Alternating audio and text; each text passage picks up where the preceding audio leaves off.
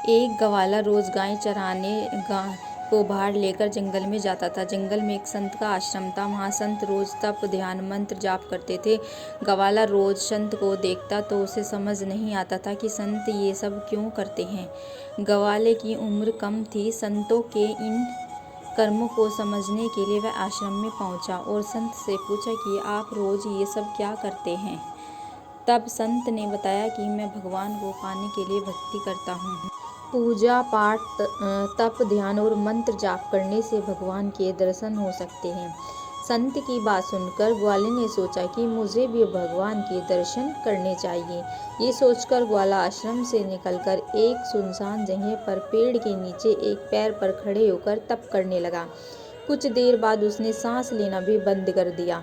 ग्वाले ने सोचा कि जब तक भगवान दर्शन नहीं देंगे मैं ऐसे ही रहूंगा। छोटे से भक्त की इतनी कठिन तपस्या से भगवान बहुत जल्दी प्रसन्न हो गए। वे ग्वाले के सामने प्रकट हुए और बोले कि पुत्र, आंखें खोलो, मैं तुम्हारे सामने आ गया हूँ। ग्वाले ने आंखें खोले बिना ही पूछा कि आप कौन हैं। भगवान बोले कि मैं वही ईश्वर हूँ जिसके दर्शन के लिए तुम तप कर रहे हो। ये सुनकर ग्वाले ने आंखें खोल ली, लेकिन उसने ईश्वर को कभी नहीं देखा था। वह सोचने लगा कि क्या ये वही भगवान है। सच जानने के लिए उसने भगवान को एक पेड़ के साथ रस्सी से बांध दिया। भगवान भी भक्त के हाथों से बंध गए। ग्वाला तुरंत दौड़कर उस संत के आश्रम में पहुंच गए और पूरी बात बता दी। ये बात संत सुनकर हैरान थे।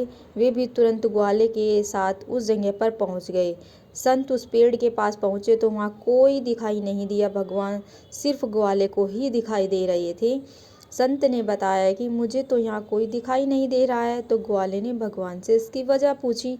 भगवान ने कहा कि मैं उन्हीं इंसानों को दर्शन देता हूँ जो निस्वार्थ भाव से मेरी भक्ति करते हैं। जिन लोगों के मन में कपट, स्वार्थ, लालच होता है उन्हें मैं दिखाई नहीं देता हूँ।